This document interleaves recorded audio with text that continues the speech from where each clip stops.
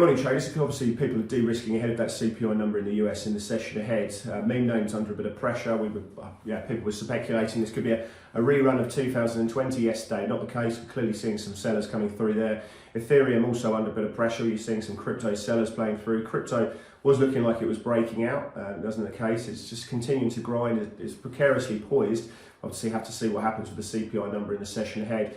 You can see in terms of US equity markets, the Russell down about 1.7%. We've got the Nasdaq still finding a few sellers. That downtrend from January still plaguing the bulls at the moment, and you can see that just the intraday tape of the Nasdaq futures just tailing off during the European trading session, trading down to 12,963. But certainly tech finding a few sellers, as this is small caps there as well. We see the S&P under a little bit of pressure, getting some support from the energy space at 1.8%. Financials and utilities working okay, but we've seen front month crude trade 92.65, 89.05. That's the typical range we've been seeing there.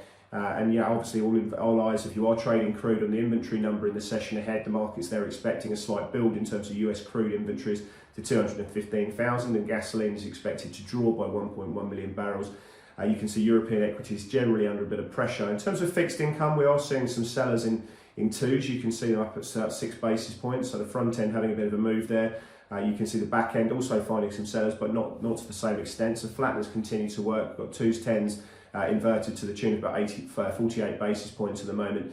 We are finding a few buyers of gold, and that's despite real rates moving up at the moment. So an interesting one definitely to watch. We are seeing about 68 basis points being priced into the September Fed funds.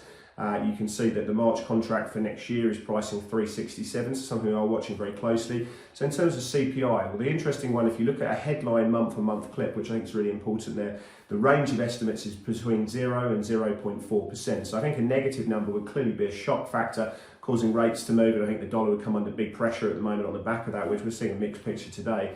Above 0.5%, then I think it solidifies the argument of 75 basis points. The clear thing is that we do get Evans, Kashkari and Mary Daly speaking after this CPI number, and they'll be able to give their views. So an interesting one, trade it with Pepperstone.